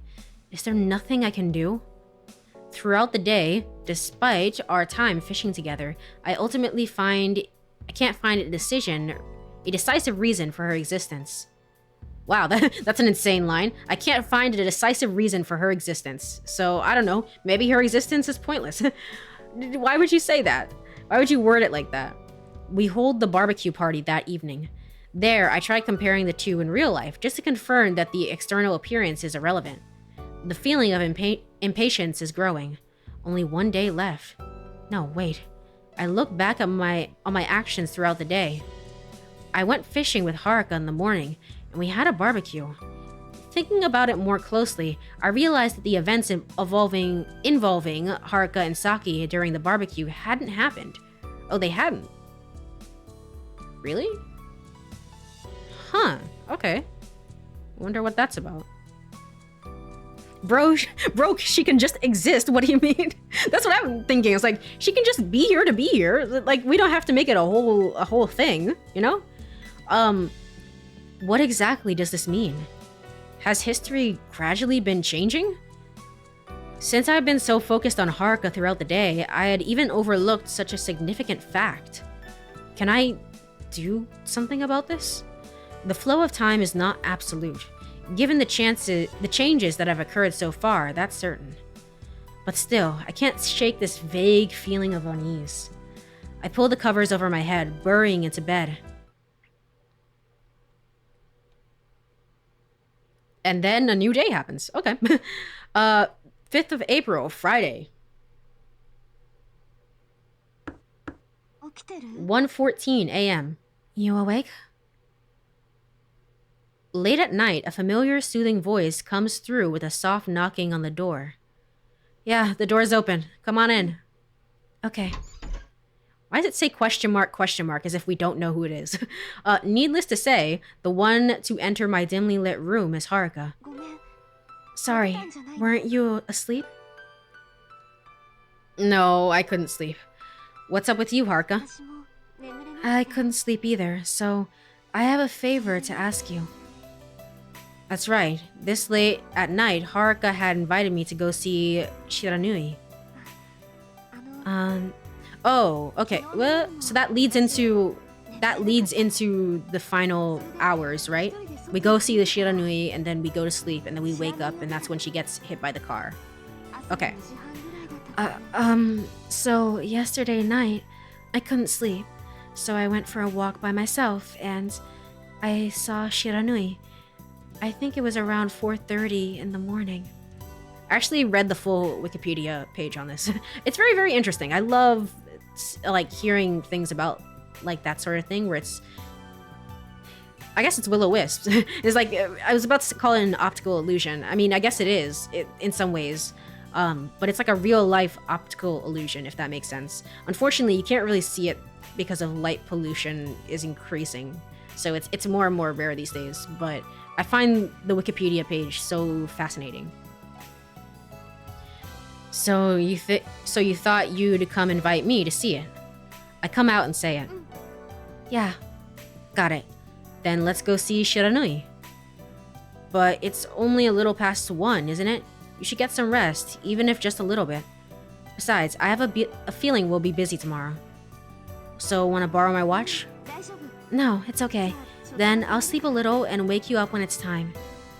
Alright, I'll leave my door unlocked, so if I'm asleep, go ahead and wake me up. Okay, I understand. It's a promise. Okay, I don't remember the timeline of this as well as I thought I did. That definitely is not it, I don't think. It's just like my will. Also, an illusion. An illusion to be sure. That's me. It very much is me with trying to edit clips and stuff like that. It's like, yep, I have the drive to edit clips. It's totally there. Sure. It's certainly not an illusion. Okay, I understand. It's a promise. Promise. Upon hearing that, Haruka looks satisfied and leaves the room. 4:30, eh? I set an alarm on my watch. I remember for sure that on the day of the incident occurred, I remember this watch alarm before blacking out. So this means on the last April 6th, Haruka passed away just a little before 4:30 a.m. Oh, okay. Can I really do something about this? So it's 24 hours. Good. You say as I'm editing right now. Fair. That's fair. 4:30 a.m. My watch alarm goes off. And at the same time... Makoto, are you awake? Haruka's faint, hesitant voice sounds from outside. I'm sorry for asking something so unreasonable of you. Oh, come on. I want to spend time with you, Haruka, so it's cool. Makoto. Saying it out loud makes me feel somewhat embarrassed.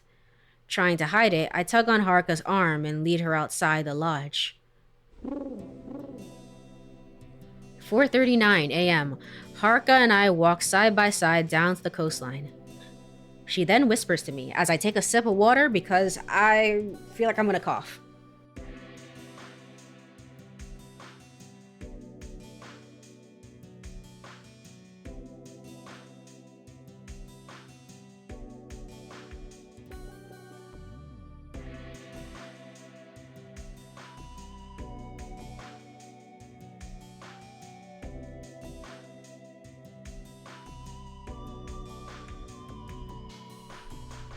Alright. She then whispers to me, "It's beautiful." She smiles as she gazes at the starry sky. I look up at the sky too, to see it full of stars. They sparkle brightly, looking like they're pouring down to the earth. It feels like the starry sky will never change, regardless of the passing of time. I can't help but feel like a small and powerless existence in the grand scheme of things. Can I truly protect Haruka? I happen to glance at her. I think that's why, obviously in this situation, this is like a very, very much a, how to describe it? It's very much like, I can understand why that's a negative thing to feel like so small in the grand scheme of things, because you're trying to change destiny, like literally change destiny. So obviously that makes sense. But I find the general feeling of that, where it's like space is huge and there's so much stuff that could be going, possibilities, like things that could be happening around it. I find that to be very, very interesting. Slightly horrifying, just ever so slightly, but mostly very, very interesting and very, very cool. It's a nice feeling. The profile of Haruka's face as she gazes up at the stars has an exquisite beauty to it. In this moment, it's like I'm witnessing the starlight cleansing away all the impure things she's experienced in this world. I must not lose her. I have to change history no matter what. My eyes on Haruka, I whisper that in my head over and over. 4:43 a.m. We eventually reach the coastline. Haruka leans out over the sea, admiring the starry sky. Her face carries a hint of unease, as if she were forcing herself to smile. What's the matter? Nah, I was just a little mesmerized by you, Haruka. You dummy.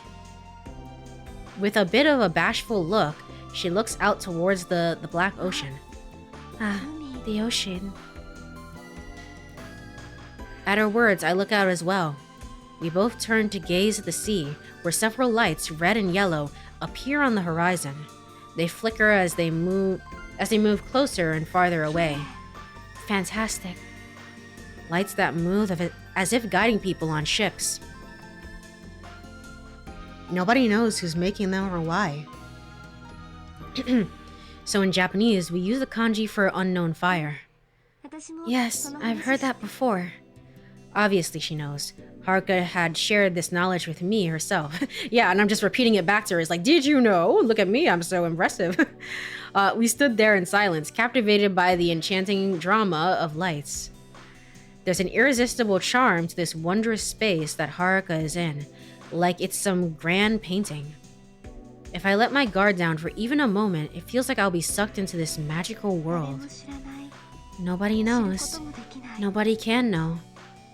So, it's the unknown fire. Yes, so, it's the unknown fire. If you open your ears, you can hear it. You can hear the Shiranui calling you? Yes. Haruka keeps her eyes closed. I follow suit. However, unfortunately, I can't hear the Shiranui. I can only hear faint breathing of Haruka next to me in the darkness. As I nonchalantly intertwine my arms with hers, her faint heartbeat reaches even to my ears. I doubt the other girls would have this space theme thing. I mean, Yuka... So in a way, she's perfect for your playthrough specifically. True. Yuka was more...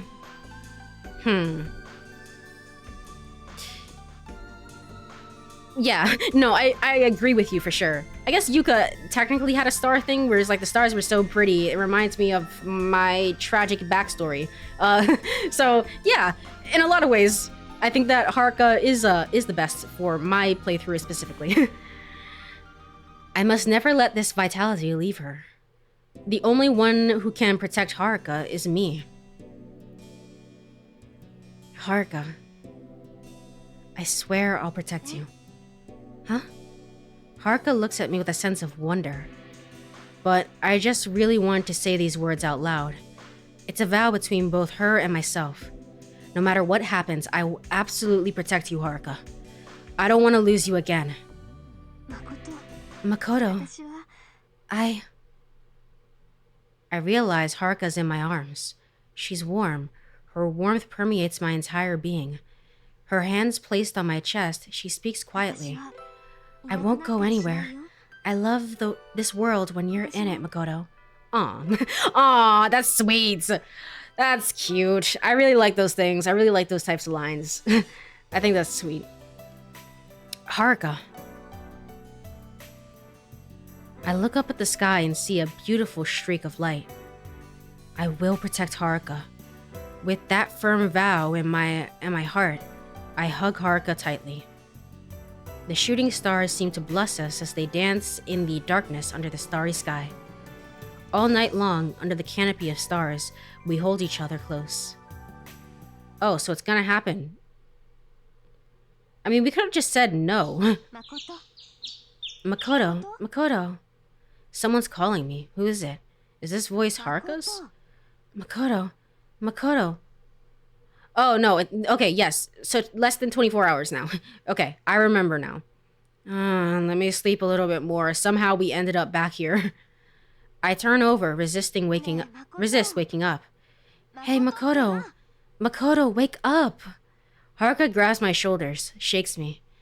Got it. I'll get up. But wow.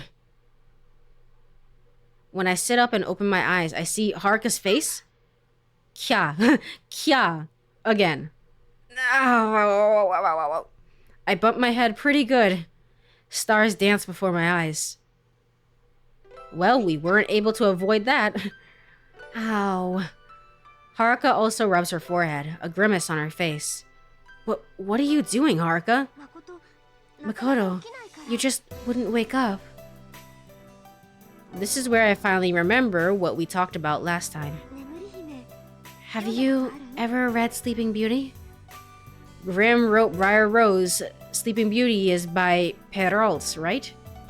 Perrault. I don't know. I don't know how to say it. You know your stuff.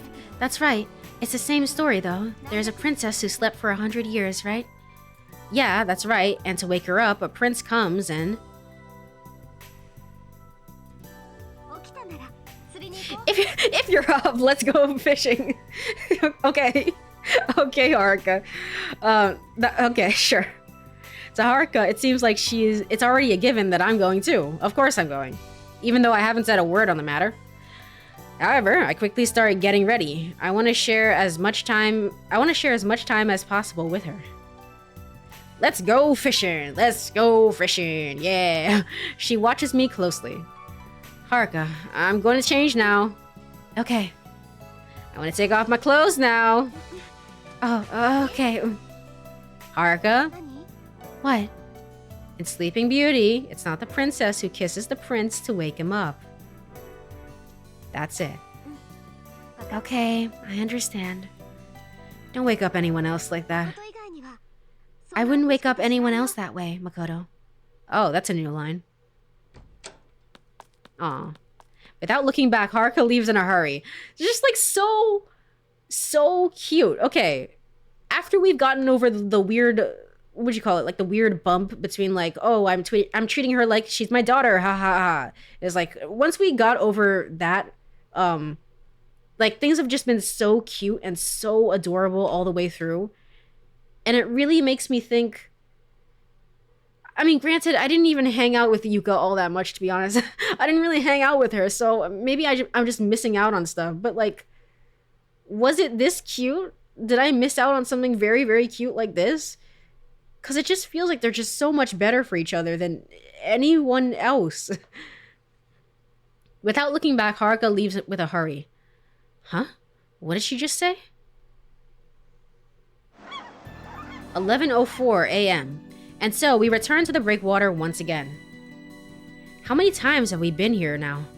I try counting on my fingers. 1, 2, 3, 4, 5, 6. 6. It's the 6th time for me.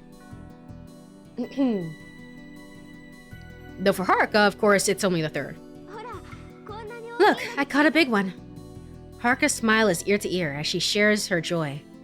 Her face is filled with happiness, but the weather seems to be clouding over, a stark contrast to her cheerful mood. Within me, the same storm is raging. It's so fun to be with Haruka. And yet, I feel a darkness spreading in a corner of my chest. I haven't found an answer to the difference between Haruka and Kurumi, and I'm tormented by it. Uh-oh, I think I got another one. Haruka is oblivious to my concerns, still in high spirits. Her sparkling smile is almost blinding. Hey, you seem pretty dang happy, Haruka. I can't help but say it. Well, I mean, when I'm with you, Makoto, I have a lot of fun. I've never felt this with anyone else. So, don't make such a sad face. When you're sad, I'm sad too, Makoto. It's true. All I have is you, Makoto. It's you. An unexpected answer. She'd caught the unease showing on my face. The sensitive Haruka wouldn't miss even the slightest change in my expression. Seeing her own gloomy face has darkened her own. I've gone and clouded Haruka's heart. Then Haruka leans on my shoulder. Her comforting weight feels good. I keenly sense how precious Haruka's existence is to me. What am I doing? Am I trying to protect Haruka, or am I gonna end up hurting her instead? Despite her deep feelings for me, I'm not doing anything for her, am I? Huh? Right then, something within me clicks. Something that Haruka has that Kurumi doesn't. Tact. I don't know. I don't know how to describe it. Thinking about it, it's quite simple. That's right. It's about Haruka's feelings for me. Oh, well, I guess that's true as well. I mean, it seemed like Kurumi kind of likes you, but you know, she hasn't been. We've barely seen Kurumi at all. Like she's just been gone, which is crazy. Interesting. Okay, cool. So Kurumi is cool and awesome, but yeah, who cares about her? We haven't seen her, so Haruka's feelings for me are unique to her. Sure, I guess I can roll with that. As well as the fact that I love Haruka. For me, Haruka is an irreplaceable, precious presence. Precious presence. That's a tongue twister. Because Haruka's who she is, I'm in love with her so. There's nothing and no one else in this world that can replace her. It's me! It's Makoto! Wow, he's real! And he looks less weird this time, to be honest. Because he doesn't look, I don't know. In the kiss scene with with Yuka, he looked a little bit like weird. He's just kind of like generic guy, let's just draw him, let's just go and blah blah blah. Now he's looking normal, though we still can't see him because he's a blank protagonist. I gently pull Haruka closer and our lips naturally meet. She's so warm. Haruka, her lips are so soft. I love you, Haruka. For so long. That's right. From the very start. My confession was interrupted midway. Haruka's lips come in contact with mine again. Time passes slowly for the two of us. And eventually, Haruka softly whispers, I love you too, Makoto. I really love you. Aww. Wait, kith! They have kith! Yay! Double dip, baby! Double kith! Haruka. Hey, Haruka, listen closely. What is it? You said before that you don't have a heart, right? Yeah, but if you didn't, you wouldn't be able to fall in love with someone. Which means you saying that you love me would be a lie. That's not true. I really love you, Makoto. So that proves you have a heart, right? Haruka averts her gaze, looking puzzled. Hey, Haruka, be honest with yourself. From the very start, Haruka, you've had a kind heart. You let the fish you caught go, which is something that only someone with a kind heart could do. You wouldn't have done something like risking your life to save a puppy. Yeah, that is true. But Haruka, you're deceiving yourself. Cheating your own emotions by saying you don't have a heart. Different than human. Something worthless, replaceable by anyone. Those are self-created illusions. Delusions. Okay, listen, Haruka. There's not a single person in this world who can replace you. I love you because you're you. And I'm just here flubbing up the lines. So I'm ruining this moment. You are the one and only precious existence in this world for me. Aw, that's sweet. So don't ever say that again. That you're worthless. That you don't have a heart. That kind of stuff. Okay. Here, my lips meet Haruka's for the third time. I realize tears have welled up in Haruka's eyes. And I realize my voice is also scratchy and dying, but it's fine. It's fine. Her face, damp from those tears, it looks so beautiful. It's as if she's been released from some kind of curse, even. This is the real Haruka. This is Haruka. Her warm tears sear my cheeks. And then we go back to the goofy music. Yeah! Woohoo! As for how Haruka changes from this, it's hard to put into words. Huh? And what's the problem? Everyone couldn't hide their surprise at Haruka's expression, which had become so much richer compared to before. Ishihara, what'd you do to Haruka-chan? We made out, okay? We made out. What's it to you, Okihiko? I never expected to see Haruka-chan smiling like that. Damn it, I should have been the one to make her smile like that. But she didn't. Haruka, even while speaking with the group, keeps watching me closely throughout the conversation. Whenever our eyes meet, she sends me a brighter, more cheerful smile than she has yet. And I return her smile. I feel so incredibly content. Now, all I need to do is ensure Haruka doesn't get in that accident. That's easy. I just need to avoid going on a walk with her. With that, history should change. 8:43 p.m. Just like that, Haruka knocks on the door. However, I mustn't accept her invitation. I'm going to have to put Haruka through a little hardship, but it's unavoidable. It's much better than repeating that tragedy. Outside. Do you want to go outside? Haruka invites me quickly. It's painful to deceive Haruka, but sometimes little white lies can come in use. Now, what should I say? I have a bit of a headache. I'm not really in the mood. Who cares? I'm not in the mood for it. The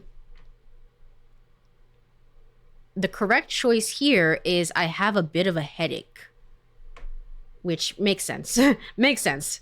I can't imagine I'm not really in the mood would go that well. Sorry, I have a bit of a headache. Huh? Really? Are you okay? Nah, I'm actually not feeling too hot. I see. Then next time, okay? Saying that, Haruka moves to leave the room. Wait a second. I stop her in a hurry. Haruka, you aren't thinking of going out alone, are you? Huh? Is that not okay? It's not. It's not, no. What? I'm gonna worry about you. A girl going out for a nighttime walk alone is dangerous, right? What if, hypothetically, something happened to someone very dear to me? I wouldn't be able to go on. Okay. If you say so, Makoto. It seems like my final words have had an impact. Alright, I was about to be like, how are you gonna talk your way out of this? But yeah, that makes sense. Okay, cool. But this is how I truly feel. Alright, don't you leave today, alright? Okay. Alright, rest up then, okay? After Haruka leaves the room, I somehow start getting a real headache. Seems like all the stress that's piled up from the last few days is taking its toll. I crawl into bed and fall asleep within a few seconds. Okay, 10 p.m., 10:16 p.m. Are you awake? Is Kurumi gonna go missing? Someone's voice and a knock on my door wakes me up. Is it Haruka? I guess she must want to go outside. Yeah, it's open. Okay. Oh, it's you. Oh, God. Okay. Kurumi? That's right, it's me, Kurumi! Oh, God, okay. What the hell? All of a sudden, at this hour? Huh? Did you forget, big bro? I told you I'm gonna spend time with you at the lodge this afternoon. It's PM. It said PM. Remember, you guys are going home soon, right, big bro? So I was thinking I want to hang out with you more. As she mentioned it, she may have said something like that. I don't remember. I don't remember at all. So this is news to me. I guess you did say that. What do you want to do then? Huh? Is anything okay? Anything is fine, but nothing too crazy, okay? The dread in your voice. I mean, Kurumi is fine. She's whatever. She's cool. She's all right, man. I just like every time she comes on screen, it's like, oh boy, now I have to voice her. Oh God, I have to voice her again. Yeah, exactly. Exactly. It's exactly that. It's like, oh God, no. To be honest, big bro, I want to chat with you. If it's fine with you, I think we can think of something else to do. Huh? I'm taken aback. I hadn't fully grasped her words in my sleepy state. Well then, Kurumi, while appearing to think, sits down next to me on the bed. Our shoulders are close enough to touch, and Kurumi seems to be blushing. Just then, at that moment, a sound comes from outside the door from outside the slightly open door. There we go, I got there eventually. As if something had been thrown onto the floor. What? I quickly get up and open the door. But there's no one in the living room. I circle around the room and look at the floor. In front of the room, laying in front of the door, are painkillers. Oh, I guess she brought them for me. Really? Don't let this be a misunderstanding. But she must know that Kurumi is her original. And so to see her with me like that kind of set her off a little bit. I can see that. That's fine. That's a fair reasoning behind it. It's interesting. Kurumi is a lot shorter than Haruka is. Well, I guess technically speaking, Haruka is older than Kurumi. So that's kind of why that is. Maybe, possibly. I don't know. I think around that age you stop growing. So we'll see. We'll see. It seems like the box was thrown with considerable force as its corners are crushed. It can't be. A sharp, foreboding feeling fills my chest. I rush to Haruka's door and knock loudly.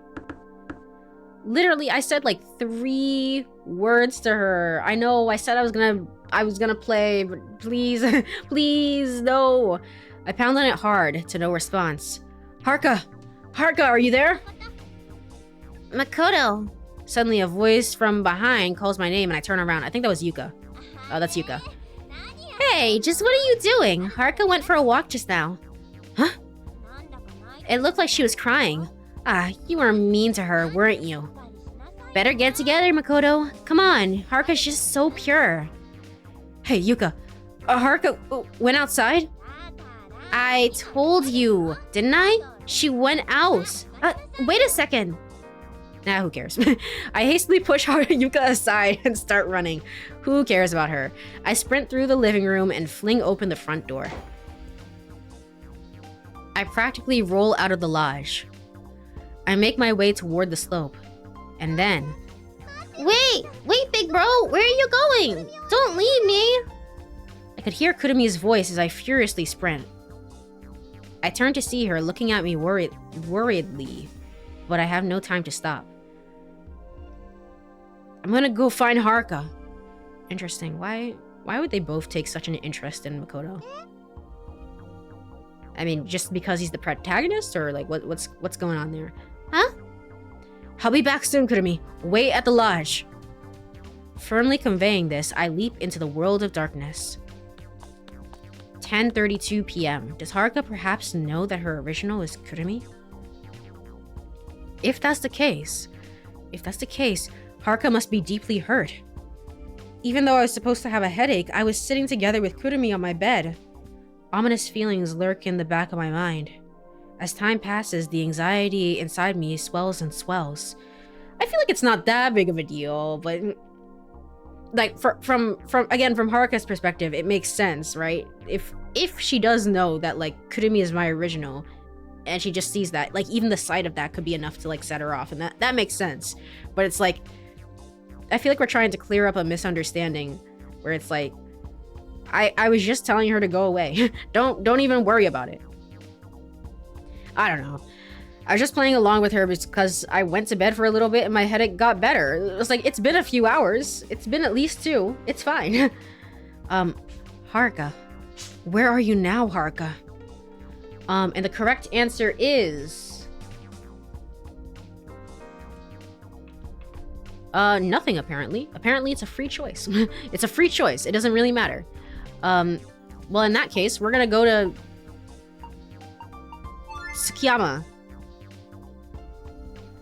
Okay. And with that, I'm also going to go ahead and save. Alright, cool. And we are... Here we are. Warm reaction, Haruka route.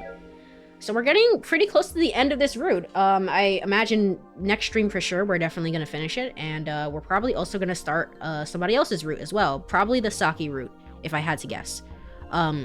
Again, I don't know about the cure routes. I don't know if I'm going to do those on stream. I have to kind of see. I think what might end up happening is that I'm going to play Yuka's cure route off stream and see if there's anything different. And if it is different, I'll continue with the other characters on stream. And if it's not that interesting, then, you know, I'll just finish all the routes and whatever happens, happens. We're fine. We'll get the true end of the game that way. So, yeah, with all that said, let me go ahead and look for somebody to raid.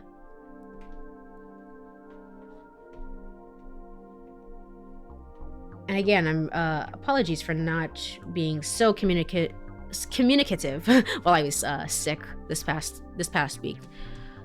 It's just, I was still sleeping on the airbed because, my dog was not down here yet. And I still am sleeping on an airbed, upstairs to be with her. But now that she's down here, I can start moving my stuff downstairs, actually, because we're all set up. And that means that going to the computer to like make an announcement tweet will not be that far away, which is good. It's good. Thank you for the hydrates. Thank you.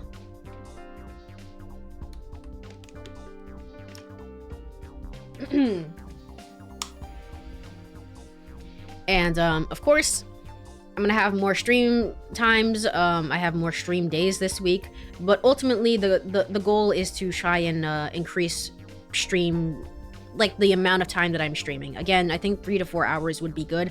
I can't do that because I have to go to bed now and I have a ton of things to do tomorrow. But ideally 3 to 4 hours would be good for these streams. So that is the hope. Juicy is online doing some art. So let's go say hello to her. I will be in the chat, probably lurking for a little bit as well. Hopefully she's still gonna be streaming. So let me go over and all right, cool. We are all set up. Let me go over to ending screen. Yippee! All right, well, if you are here, thank you so much for hanging out for a little bit. I really appreciate it. I will be back tomorrow at 1 p.m. Probably closer to 1:30, to be quite honest. 1:30, and I'll be starting the 100-line Last Defense Academy, which will be very, very fun. I've been having dreams about this game and what it could possibly be about. So that's gonna be fun to experience. And as for this game, we will continue with it next week, probably on Monday. So Have a good week, everybody. Bye bye. Bye bye bye. Bye bye bye.